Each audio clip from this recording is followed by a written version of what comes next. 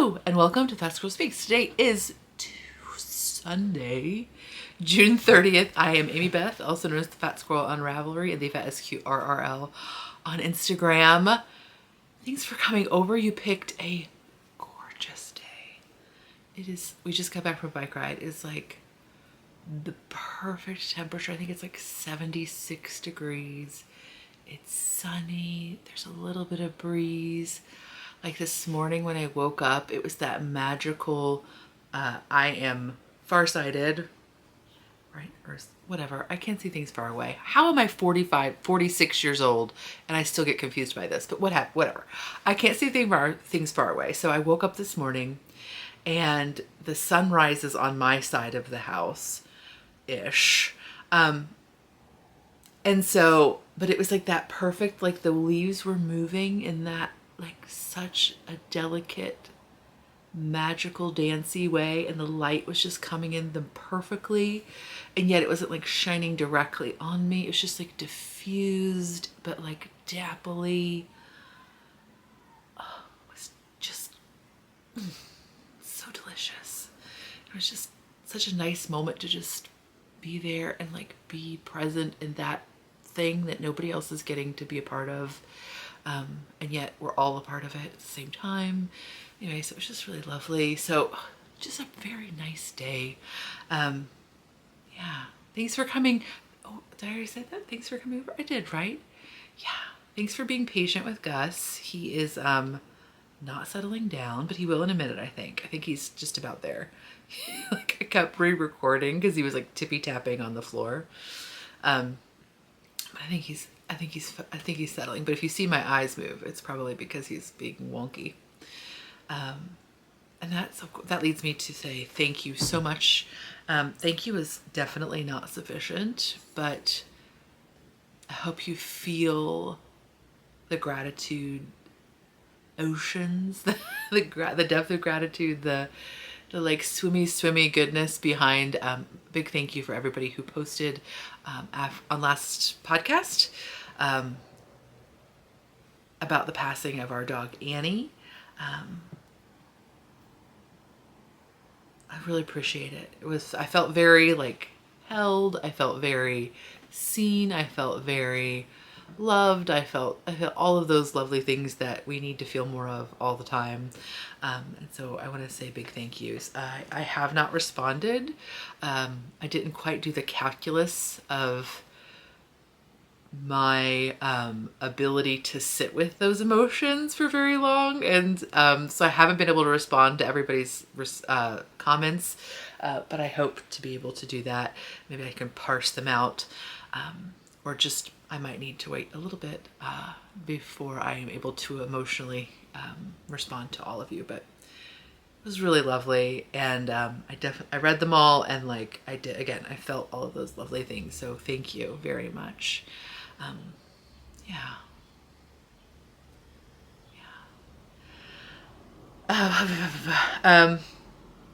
So this week's episode will have, I guess it'll have shenanigans.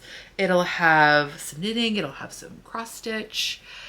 So yeah, let's just get into it. Since we talked last, I got a haircut. I'm not sure how I feel about it yet. It's exactly like every other haircut I get, and that's why I don't know how I feel about it.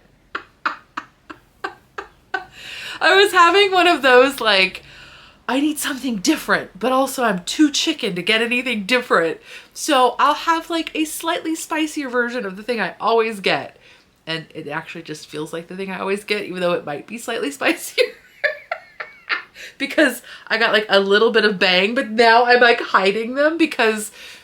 So the young woman who cut my hair, she was like, so is it okay if we do a center part? And I was like, sure. Again, feeling spicy. I was like, sure.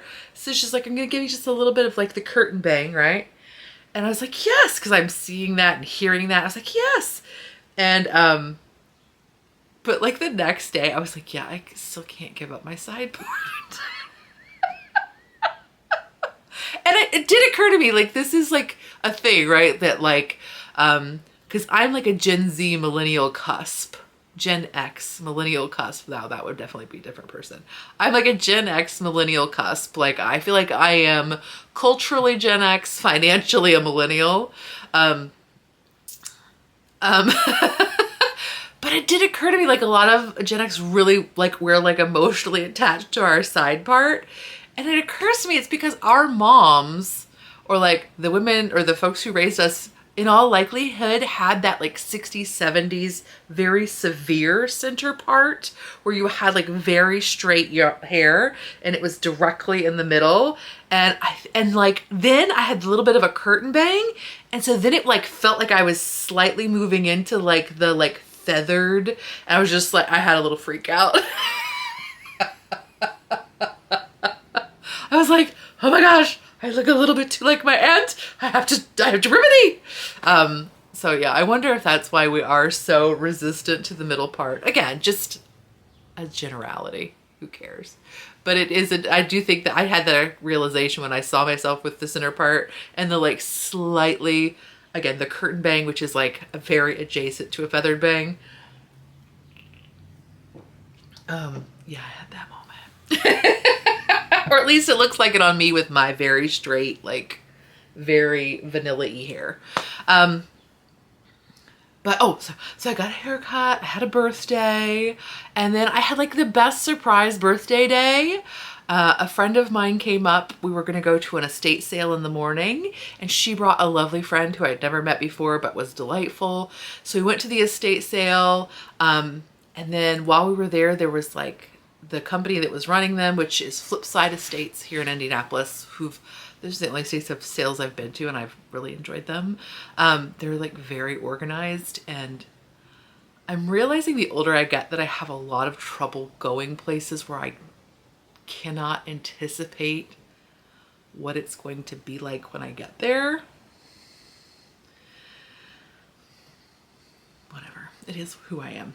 And so I feel like I understand like the system and the process and like how they set things up. And so I feel more comfortable going to, it's a different house because it's at the person's house. Like it's at a different location, but there's enough familiarity that I still feel like, okay, these are the things the brains do sometimes. It's inconvenient, but there you are. But so we went to this first one, and it was really, again, it's so interesting to like just get a different person, like to see their collections. And this woman had, she had some like mail order crafting, like from like the early 80s, probably into the 90s, but like mostly from the 80s. She had like some origamis, like mail-in origami classes, I guess you could say. They were like little packets that had the instructions and the papers and things like that. And she had, again, some clearly like mail order, like needle punch, but it was not like the needle punch that I know now where you have like a plasticky handle on the needle punch. It was just like a literal hollow needle that you were supposed to do needle punch with. Like tetanus, hello. It was sort of rusty. That's not true. It just had a patina of age. But so we went to that one, and then we went to while we were there, they were like, oh yeah, we're having another estate sale. They usually only do one a weekend. And this one is just like 15 minutes away. So we were like, let's just keep this party rolling. So we went to that one, and then we went out and had delicious lunch. We had pupusas, which were so good, and then we went to Trader Joe's, and it was like, well, this was a delightful birthday that I did not plan on being my delightful birthday, but it really was. So that was really fun. And I got a few things. I mean, I spent way more at Trader Joe's than I did at the actual estate. Which, I don't know, is good and bad. I guess not. I guess that's fine, right? That's fine. It is what it is. But because of course I was like, no, I don't need to go there because I don't need anything. Like I'm the only person in this house right now who's going to eat anything I buy at Trader Joe's. And then I was like, oops. I bought all the things at Trader Joe's. Oh, but they did have a new apple, which I had never had before. Oh, I meant to bring that information and tell you. What was that? Okay, let me go see if I can remember. Okay, so they had Kanzi apples, Kanzi, and they are a natural cross between Galas and Braeburns. And so they are their origin is in Belgium. and they are similar to the Jazz apple. That's why I was like, so if you ever had Jazz apples, those are pretty, well, in where I'm at in Indiana, in the United States, Jazz apples are pretty common. And this is similar, this Kanzi. I would say it's maybe, I do really like the Jazz apple. I think the Jazz apple is just a little bit more. Like the Kanzi is slightly diluted, but it's very nice, and they're a very nice size. They're like that, like I don't know that they're the lunchbox size, because those can get pretty little, but they're not like a giant apple. Like when you eat one, you don't feel like you've eaten like an entire meal of apple. But they were really good, and it's such a nice surprise to get a new apple variety like in the middle of summer. So they were delightful. Again, those are Kanzis, and they had them there. They are similar to the Jazz, if you see Jazz apples. I like a firm apple, and I like a tart apple.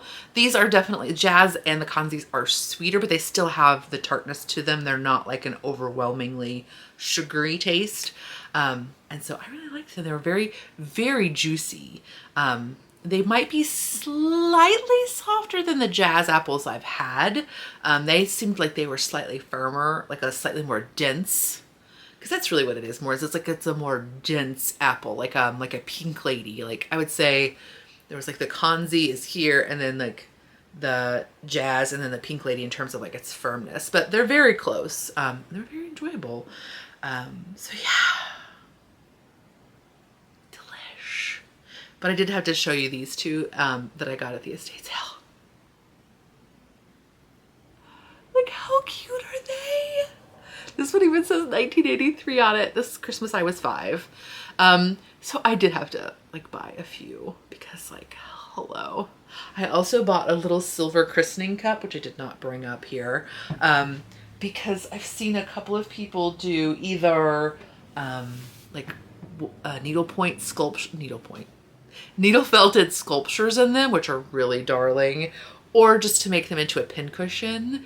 And so they had, it's stamped like 1873 or something, and it's like a silver company in Connecticut.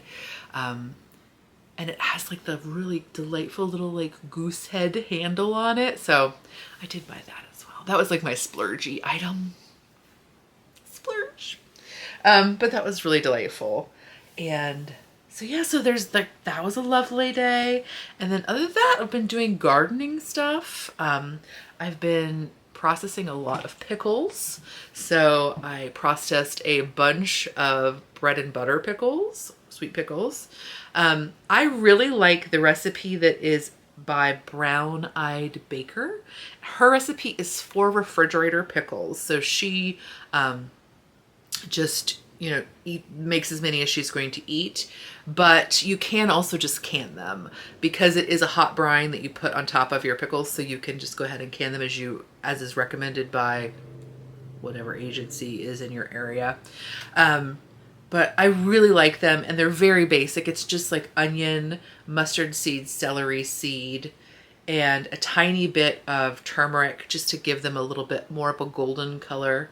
But yeah, they're delightful. And then if you like a little spicy, put some red pepper flake in them, because I love a little bit of heat to a sweet pickle. And then I also yesterday did some dill pickles. I've never had good luck with dill pickles. I mean, I think I've only tried them a couple of times, but I did try them. I'm just doing them in the refrigerator, because I was like, if these are not going to turn out well, I'm not going to go through the bother of canning them, because it was like late at night, because of course, right, like I can't do anything in a reasonable time.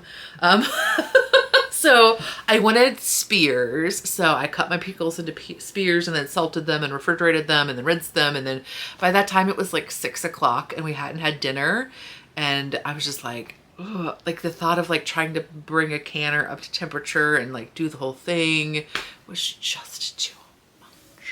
So I just went ahead and put them in quart jars and then put them in the refrigerator, and we'll see how they do. You can keep pickles in the refrigerator, like canned pickles, for like 3 months or something. So, you know, I don't know. We'll see. If they're delicious, then the next time I'll can some, because my 6 little cute, my 6? I think there's only 6 cucumber plants. I know that I planted 6. I think maybe one of them didn't even make it, but they're just like putting out the pickles. Well, that would be great if they were putting out the pickles. They're putting out the cucumbers. So yeah, so I'll put just a little video of the garden in here if you're interested. Okay folks, so it's just gonna be a little bit jostly. I apologize for those of you who have motion sensitivity. You'll probably just want to skip this part. But yeah, so like let's just do a tiny like garden walkthrough. So this is our back porch, complete with like random brick ovens and oven bricks. That's what those are called. But I have a couple of dahlias in grow pots here. I've got some zinnias coming up in my little piggy. And then the other things are potatoes. There's my drying rack, clothesline, whatever. So yeah, it's interesting. This is the first year I'm growing potatoes in grow bags. I am trying it out. I'm not sure. These don't look as happy as the ones in the garden beds. They don't look bad. They just look a little bit less happy. So I'm not sure. I don't think it's a water, but it may be a heat. We've had some pretty consistent hot temperatures this summer. So I'm not sure with the black if they're just kind of getting the full force of the sun, and that's kind of, I told my husband I might be growing baked potatoes this year. I'm not sure, because the ones behind them seem a little bit happier. So they're, you know, they don't have as much sun on the root systems. So we'll see how it goes. But yeah, so there are the other potatoes. Now these are not the same variety. These are the German butter? No. Well, whatever. These are a different variety. And you can see we've had some storms, so they're a little bit windblown. I probably could support them because they are sort of like flopping out of their beds. But I just haven't willed myself to do that yet. And then I have tomatoes. These are all Amish paste tomatoes because I don't really love fresh tomatoes. I mostly just can them. And then I have some more potatoes and some really aggressive weeds that I somehow just noticed in my potato box. That's okay. And more potatoes. Did I mention I have some potatoes this year? And then over here we have cucumbers, or what you're seeing that are like the biggest plants on the back there. And I need to pick again. I'm seeing pretty much cucumbers I have to pick every day, even though I have 6 plants. And I think one of them even got damaged. So I might only actually have 5 full plants. And I just canned 7 pounds of dill pickles. Like, what the heck? So anyway, so I have those, and then I have a bunch of weeds and some green beans that are not like taking off super great yet, but whatever.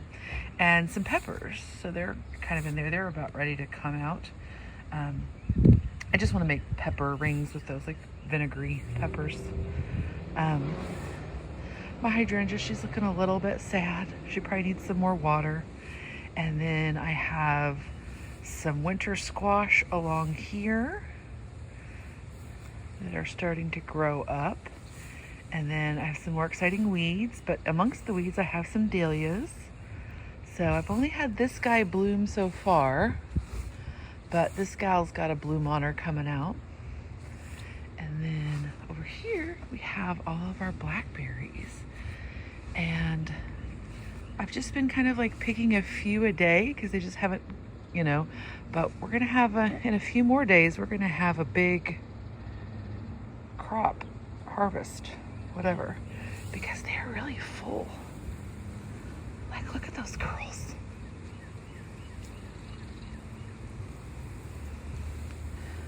So yeah, like the second year we had them, they didn't get ripe until pretty much the end of July. This year they're going to be a little bit earlier. So, but yeah, so that's what's going on. Some more weeds in the peonies. But yeah, so there you go. Ta-da! City backyard, higgledy-piggledy, lots of weeds, very imperfect, but stuff still happens.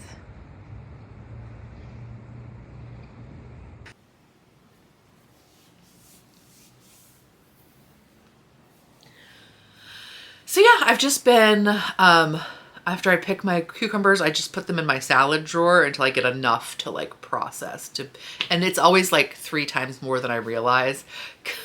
I'll be like, oh, it's probably time to make some pickles. And then cause I think I'm going to have like, 3 or 4 pounds of pickles, like a very small batch. And then like they've made babies in my crisper drawer. And suddenly I have like 7 or 8 pounds of pickles. And I'm like, what? How did this happen? But yes. And then like blackberries, we've just been getting like handfuls every day. So I've just been putting them in the freezer. Because I did that last year with our blackberries. Like we didn't have that many last year. We didn't have a very big harvest of them. And so I just put them like on a cookie sheet with parchment paper on it. I washed them and then like shook the water off of them and then just put them on that cookie sheet in a single layer with like, they weren't like perfectly spaced, but like I shook it so they weren't like on top of each other, and then put them in the freezer and just put them in a Ziploc bag after they froze. And I ate the last of them just like a couple weeks ago and they were still really great. So that's probably what I'll end up doing with them again, because even though I love jam, love to make jam, I just don't eat it enough, which is so silly. I need more jam things in my life. What are you gonna do? What are you gonna do? But yeah, so that's pretty much what's been going on. Let me show you what I've been crafting. So first I'll show you my stitching. Yeah, sure. I'll show you my stitching. Okay, so I've been working more on my Riley Harbor by Kathy Barrick. And this, if you're interested, this is no longer in print most places, but you can get it. Kathy Barrick has an Etsy shop and you can get a PDF directly from her. She has a lot of cute designs too. I wasn't looking, but I think I probably said her name and so the pattern came up on my recommendations. The other day I was talking to the teen who like had a moment of Google hypochondria where they thought they might have meningitis. Who just got a meningitis B vaccine commercial? Oh, sorry. But anyway, so yes. Kathy Barrick has very many cute designs and a pretty wide variety of styles, which is kind of fun. But I have been enjoying it so much. I really enjoy stitching rectangles, apparently. Like it's like you set up your perimeter and then it's just like nice sort of mindless stitching, which is like the garter stitch of cross stitching. It's so enjoyable. So over here, I'm very stressed out about how light this house is, but I think it's supposed to be like a perspective thing, like where they're like further away and so they're hazier looking, and like whatever, just let it be, dude. But so yeah, there's my little town so far. I'm really enjoying it. I've also, I also got one of the estate sales across the street. Somebody was having a moving sale and they had some, is it Wysocki? Charles Wysocki? Anyway, it's like he does Victorian townscapes. And I, for some reason, just love to do those puzzles. I don't know what it is. So I found like 3 of those, which I was super excited about because I had also purchased myself a little 500 piece jigsaw puzzle to do for my birthday. So the fact that I had like my little jigsaw puzzle hanging out at home, and then I found some at the yard sale for like a couple dollars a piece was just delightful. So I haven't worked those yet, but that was also a nice treat. Like, what is it about? I was just trying to show you like an example of the artwork. Right now they're put out by Buffalo Games and Puzzles. Like that's the distributor for the Charles Wysocki puzzles.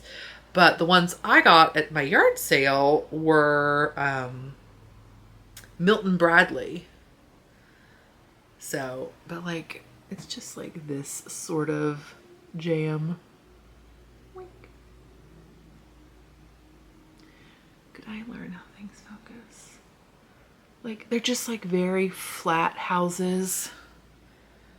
Lots of times there's a wagon or a horse pulling some sort of buggy. But I really love jigsaw puzzles that are illustrations. I've tried to do a couple that are photographs, and I just do not like them as much. I don't know what it is about my brain that just does not, I'm not good at naturalistic shading. And a jigsaw puzzle, I really need an illustration. Whatever, it is what it is. But boy, I did really enjoy doing that little puzzle for my birthday. Because it was more of a treat even than normal, because I'm in the middle of doing my preparation for Super Summer Knit Together, which is a knitting retreat in Nashville, Tennessee that's put on by the Knit Girls. And it's going to happen here in the mid-late July.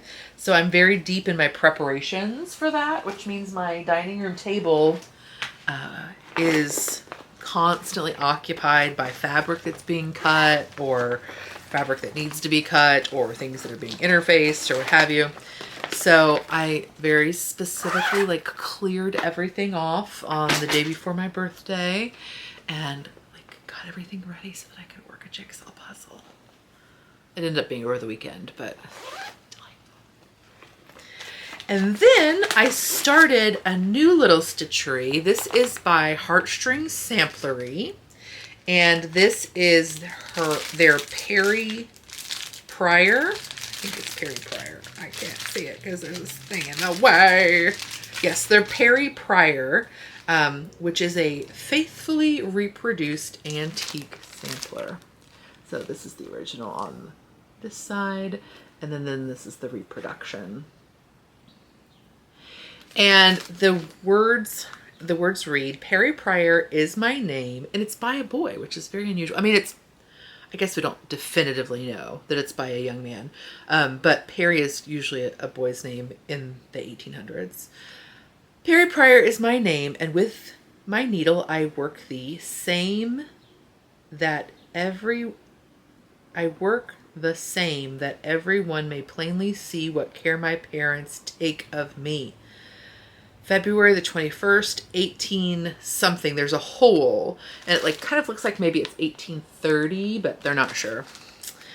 Aged 7 years. But it's just like a fun little, I think there's only like 4 colors.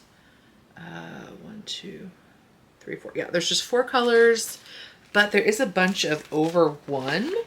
Oh, and that's the other thing that was unusual about it. Their sample was stitched on 30 count, which is but I did go ahead and do 32 count. I used Zweigart flax in the 32 count. And here's what I have so far. And I think their sample was stitched 1 over 2, like 1 strand over 2. But I went ahead and did mine as 2 over 2. So like this is 2 strands of floss. Except for the little words, which are over 1. And those I just did 1 strand. So the words I'm just doing 1 over 1.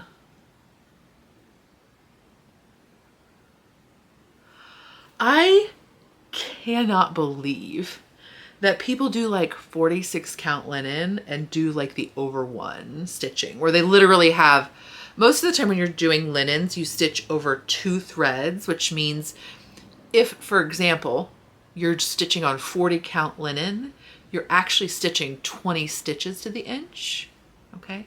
But you can stitch over just 1 thread. And so that allows you to do finer details, like this smaller words are like a little bit more detailed. And sometimes there's an image that's over 1 because it's just a tinier image. And in that case, for example, this is, what did I say, 32 count. So like literally there are 32 of these stitches in every inch. But like people do like 46 and 50 count over 1. And I'm just like,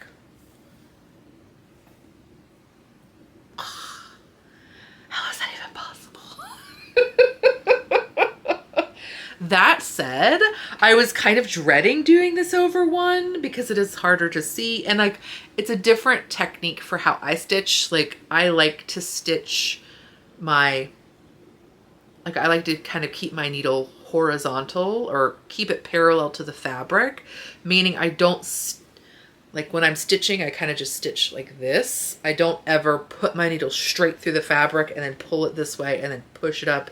Like I'm never going perpendicular to the fabric, except on these over ones, I have to go perpendicular. So it's definitely slower. Like who cares? It's definitely a little bit like more tedious because of that. Like I can't do like a running style stitch. But it's very charming.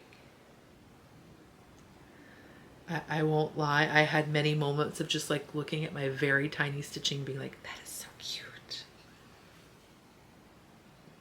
And so I don't know how people do the 46 over 1 stitching. There has to be magnification. Or again, they just have wonderfully beautiful eyeballs that are like very well lubricated and focused like at the drop of a pin. I don't have those eyeballs. But I can see how you would want to, because it is very satisfying and so tidy when you have these very little stitches. Although mine are in a very dark, it's not quite black, it's called Raven. So it's like sort of like a green black, which I really like. It has a very like aged feel to it. But like counting them is even really challenging. So here are the colors that I am using. I did have one substitution. So the only thing I'm doing differently is the pattern calls for brandied pears, and I had cinnamon twist. So this one is slightly different than the one that's called for, but everything else is the same. It calls for this color, this kind of greeny spruce color. But I did have this Forest Glade, which is like more olivey, in my stash. So I was like, we'll just see how they look when we get there. But so far it's very enjoyable. So I've worked a little bit more on my Balshan sweater by Caitlin Hunter. So if you recall, I originally made this a little while back. And it is knit with Harrisville Designs in their either Watershed or whatever, that line that they do, the sport weight one. And then this amazing mohair silk from Republica Unicornia Yarns. This is their Disco Clam colorway.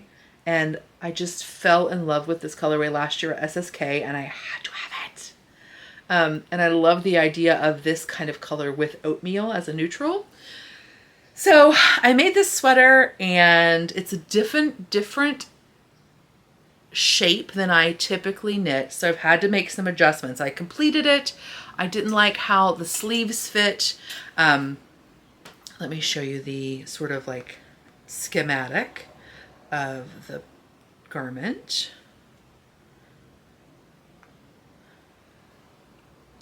So this is the shape that we have. So it's sort of like a dolman sleeve-ish slash like shaped poncho, you know. It's unusual for me. And so I did end up needing to make some changes to it because the sleeve was just too tight, the sleeve recommendation, because it was hard to kind of know exactly where it was going to hit on my arm to know what sleeve diameter I needed. And so I did still make it bigger than recommended, but it was still too snug. It felt like very restrictive, and it needs to be like a firmer fit, like probably a negative ease where it hits, because it's like kind of like one of the only anchor points of the sweater, of the garment. But it was uncomfortable. I knew I wouldn't wear it. I contemplated just giving it away, but then I thought I'll let it sit and then maybe try to rework it and see if that will work. So what I did is I went ahead and just took it apart, knit the armhole deeper, and then instead of there being much length below the armhole, so normally the sweater would be where it would have more depth after the armhole. But I knew that if I did that, like again, I had increased this length. So if I had more depth down here, it was going to make the overall garment like more of hip length, which I did not want. I wanted it to either be right at my bending waist or a little bit shorter. So that's why mine is sort of truncated. The pattern as written has more shaping, like the sweater kind of decreases down here for the hip. But so yeah, so I just picked up for the sleeve. I did a 4 for 5, so 4 stitches for every 5 is what I picked up. And I decided to keep the decreased line that was already happening with the sweater. So as written, this would all just be ribbing here. This would just be a bit of ribbing to kind of anchor it onto your arm. But I wanted it to be a little bit longer, and I needed more depth here. So I went ahead and just kept the decrease line. And so I did end up needing to do increases to keep my sleeve from getting too small. So that's why there's a bit of an angle there. You don't see the angle when it's on your body. And then I just did some ribbing at the end. So I think I'm okay. I think I'm pleased with this, how it's going to work out. It's so hard to know until you get it. Again, when it's an unusual fit for yourself, it's so hard to know until you're done, like blocked, finished, everything. So we'll see. Because, you know, again, I don't typically like a boat neck, but that's what it was. So I was just trying different things. So I'm about to start my ribbing on this sleeve. So I will have it done next time. I may decide to, depending on how much yarn I have, I may decide to give myself a little bit more depth in this ribbing because it does want to flip up, which is always a risk with this shorter ribbing style. Especially since it's a looser sweater, so it's not like it's right next to your body to keep it from flipping up, although sometimes it still flips up. Sometimes it's even worse because the stretching will make it flip, whatever. So I may go back and give myself, if I have enough yarn and if it seems like it's going to be an issue, I'll go back and do that. But again, these things are just hard to tell because, you know, when you're adjusting the sleeve, it really affects how the thing fits on your body. It doesn't just affect the sleeve. So we'll see how it goes. See how she goes. But I mean, it's such a cute yarn. I just love the yarn and sweater combo. Oh, and this is held double. I'm sorry. This is the like a mohair silk held double. So yeah, I'm looking forward to seeing them at SSK. I didn't actually check. Sometimes I just assume that the same people will be there, but that's not always how it works. But I think we've discussed that we will see each other. Yeah. Oh, why do I even try? And so the next thing I have to show you, I showed it to you last time. I am knitting the Nexus sweater by Natasja Hornby, Natasja Hornby. And so this is a fingering weight sweater, and it has a slightly unique construction. Well, it doesn't have slightly. It has a unique construction. You cast on at the back neck and knit down the sleeve, and then you pick up and knit down the other sleeve, and then there's going to be something where I pick up and do, to complete the sleeves in stockinette, there's going to be some sort of like I-cordery. I don't even know. But here is the back yoke so far. Wink. So like this. And this is we call that mosaic stitching, right? This is a slip stitch pattern. It's not stranded color work. So it's very easy to knit flat. I have, what I typically do when I'm knitting something that's long like this and there's more than one color is it can get very tedious to keep like wrapping it and unwrapping it while you're working on it. Like the yarns when it get twisted around it. It gets like long and obnoxious in your lap. So I usually just put like a hairband or like some sort of tie around it so that when you're working, it doesn't get all twisted up, or it doesn't get as twisted up. And I'm just knitting mine with Stash. I had some Quince & Company Turn, which is 75% American wool, 25% silk in the dusk colorway. And then I am using Knit Picks palette in just like an off-white for the contrast color. And then I haven't decided on my like little I-cord or piping contrast. I might use sort of like a smoky teal-ish color. I don't know, I haven't decided. Do you have an opinion?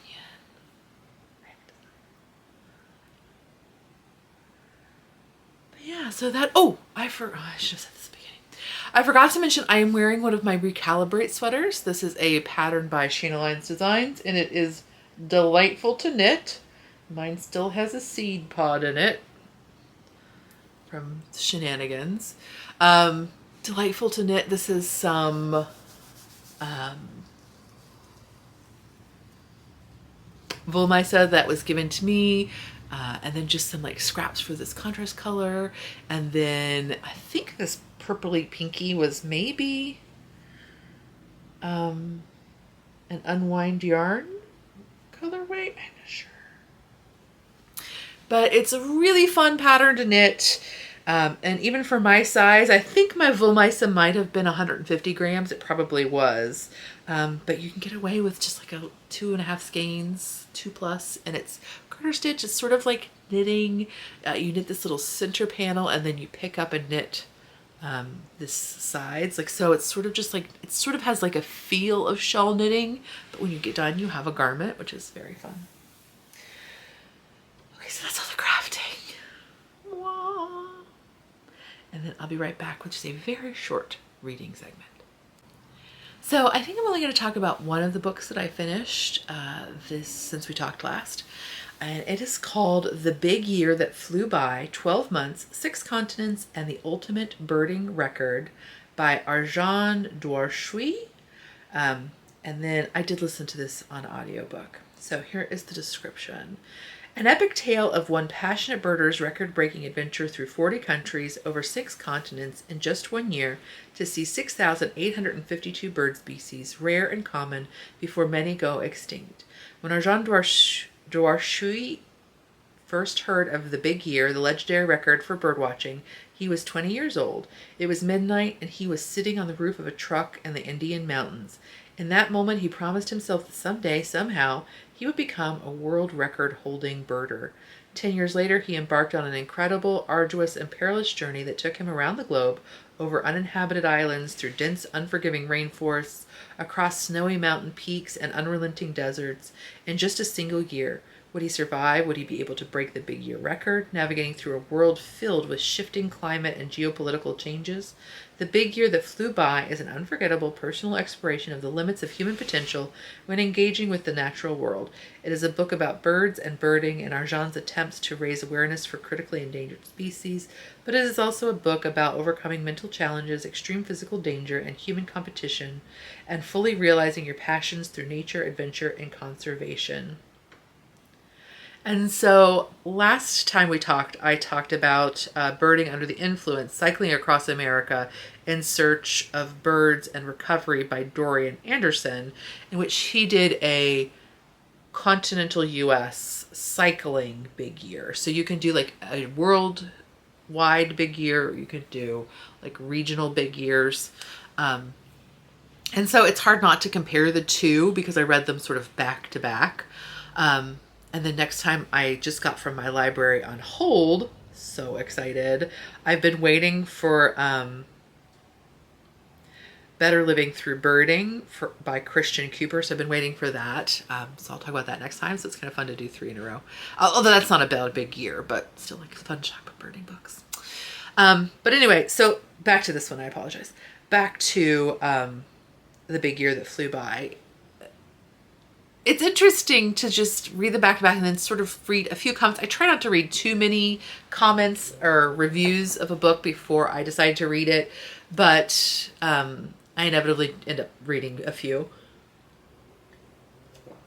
And there were several comments on this book, this title specifically, that complained about the fact that the book feels more like a is more about collecting a collection. Like, it's more about finding these birds, spotting them, and then moving on. And that feels to many people like not what they want a birding book to be about, which I totally understand. But this one did have more about the birds than the other one, the cycling one. And so I did enjoy it more. I enjoyed this person's voice a little bit more. I enjoyed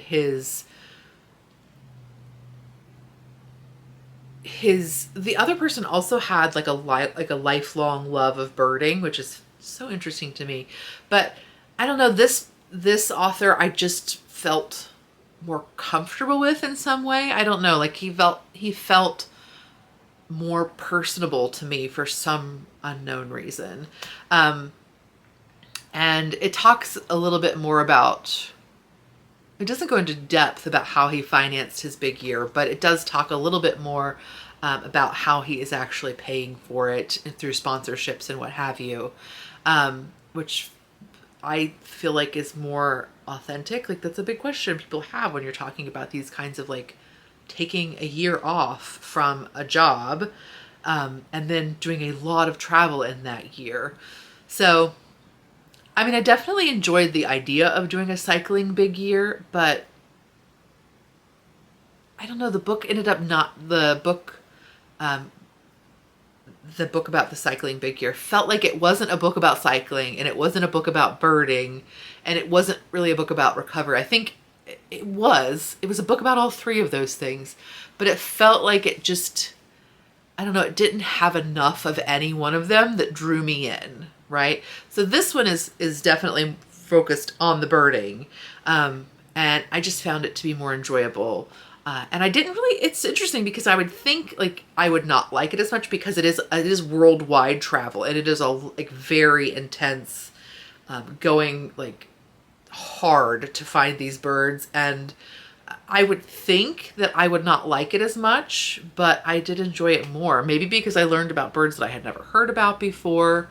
I mean, that was the case to some extent on the person who did the cycling big year in the United States, because there's certainly lots of Western birds that I don't have any familiarity with. But the author of the big year, the international big year, talked a bit more about the birds themselves. It's definitely not like a natural science approach to birding. Like, the pursuit of the bird is at the forefront, but it did have a little bit more about the birds themselves, which I enjoyed. So yeah, but I highly recommend it. Highly recommend it. Yeah, I highly recommend it. That's The Big Year That Flew by Arjan Dwarshuis, Dwashhuis, and he is the current record holder for the big year. He has the most number of species. Another person complained that he acknowledges that this is fraught with problems, right? That he wants to conserve habitat. He wants to conserve environmental resources for these birds, and yet he is doing a fossil fuel trip around the world, very heavily traveled. So he acknowledges that. I don't think you can get away from it. And it feels authentic in the way that he does it. It's, I think we're all dealing with these challenges, and like, who knows what the right thing is to do? I don't think any of us really know. But there were also complaints about that in the comments that I read, which again, I totally get. But what are you gonna do? I don't know. So yeah, not a ton of reading, not a ton of crafting.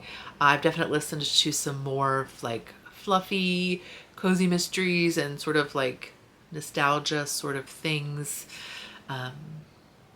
It's summer, not my favorite. There's been sadness. There's, just to be frank, I've been struggling a little bit in no way that needs to be of concern to anyone, but just in a way that I want to be somewhat transparent. I've been frustrated, and really it's been a challenge to kind of move through my life in this phase right now. Um, there's lots of reasons and there's lots of things. Some of them are to do with health and some of them are to do with, I had one of those like delicious fat lady goes to the doctor visits where I was seen but not heard.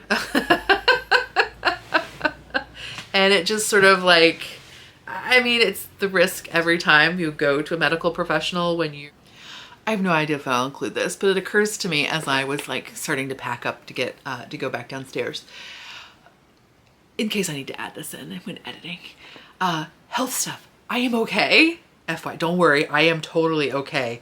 I am having deep frustration with some postmenopausal stuff where I have been really deeply researching and trying to learn about like how to maintain or build muscle in my body because I have not had a super change in activity, but have had a significant change in my strength and my just like general physicality. And that is in all likelihood due to being postmenopausal for a certain amount of time.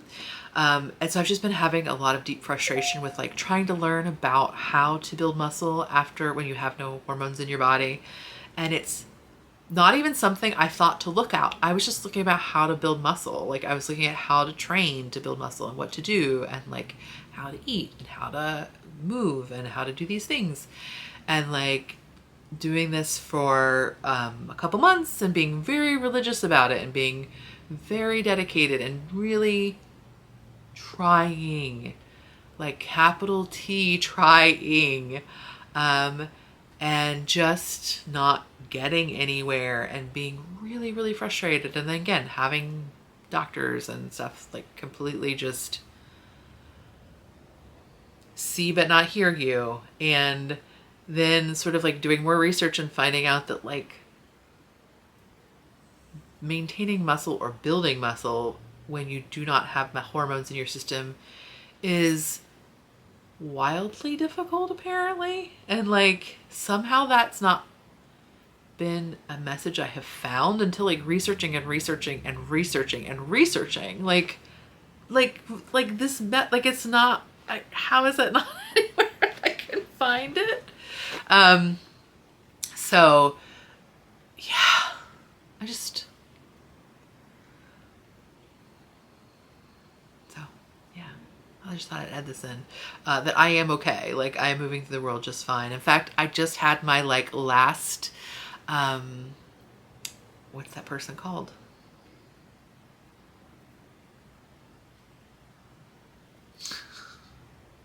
I just had my last cancer doctor appointment.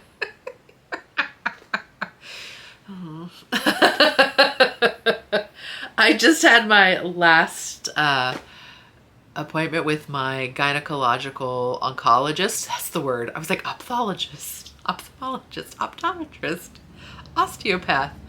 Why is everything with an O all of a sudden? My gynecological oncologist. So I am like almost 5 years post ovarian cancer. So I am okay. Like, please don't be concerned. You have enough things to be concerned about. So I don't want to share too much, but I also just wanted to like make sure you understood that I'm okay. It's just normal body frustration stuff. So when you live in a body that is not visibly healthy, which is ridiculous, but anyway, it just sort of like set off like a lot of like, and so I'm really trying to like pull myself up out of that. I was talking to a friend briefly and I was like, you know, I usually am pretty, maybe not okay, but like somewhat okay with like where I'm at and who I am and what I'm doing. But like, it's so easy for that to become eroded when there's so many forces that are attempting to erode it.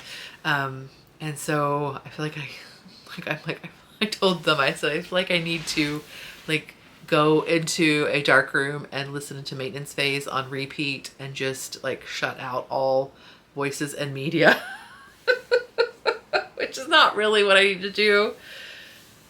But it's hard when you feel like, you know, you have to spend a lot of work trying to build yourself up. And again, move through the world in a way that feels authentic and that feels like is a path that you can take and that you can exist on and that you can do your best with. And then it's so easy for for you to just take one misstep, or again, for somebody just to come in and sort of undercut that path, and you find yourself really struggling for purchase again. And so there's been that, and there's been grief, and there's been financial stuff. And it's just, again, just to try to be, not to tell you all of my woes, but just to not pretend that also everything is flowers and fun times all the time. Just, I don't know. I don't know what the right path is, but there you go. I was just listening to a new to me YouTube channel called The Financial Diet. It was recommended. This video was recommended called How is Everyone on Vacation? The Social Media MLM.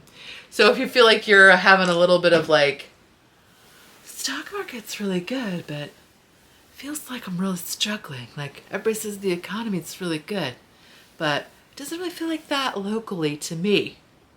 It's not exactly about that, but it's just sort of like one piece of like how that feeling is coming about in terms of like, and they have other videos as well about like, again, like why the stock market is going great, but you probably feel like you're strapped, or why did I just look up that like in credit card debt has increased by like 11% in like the last year?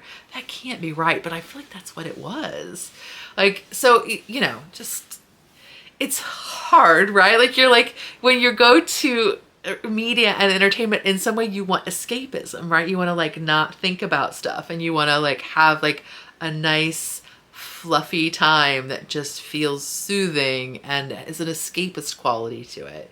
And so, but what happens is like, since that's what we often want, then that's what we're given. And then you end up just getting like, oh, everything's fine. And this is like my very lovely, like curated life, and everything's going swimmingly, because it looks nicer and it's more palatable. But then you're often you're left feeling like, am I the only one? Again, like as sort of like communities erode and like our like larger social interactions, like where we actually see the real life of people, is sort of eroded. Like it can really leave you feeling like, am I the only one who's having this experience? Am I the only one who's struggling? Like, what am I doing wrong? Like, what choices have I made that are like so out of sync with what it feels like I'm seeing everywhere? So it's helpful to like have, again, it's really hard. Like, and I'm not, dude, I tried to just read there's been a recent book about climate change that's been put out, and I tried to read it and I was like, dude, I cannot even deal with it. I can't read this. This is it was just too much. I couldn't do it. So like, I'm in no way being like, oh, I deal with reality all the time and I'm deeply immersed and like blah, blah, blah, blah. No, I have Panda Pop on my phone. Like again, we discussed last time, cheap old Irish houses or whatever. There's Poirot in my recently viewed. But like, it's like, again, it's like this balance of like, how much reality can I deal with? Like, again, I want to be comforted and soothed, but I don't want to be left on this island where like everything around me looks beautiful and pristine, and I'm like, trying to make my dinner with rocks and sticks. So anyway, so that's me just being like, I'm okay.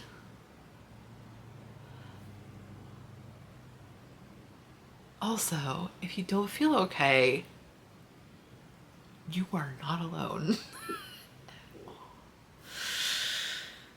So I don't know what to do with that, or if it's helpful or not, but there you go. That's where we're at. I don't know. Okay, let's just end this nonsense. Shall we? Let's do it. Okay, I will see you next time. Bye.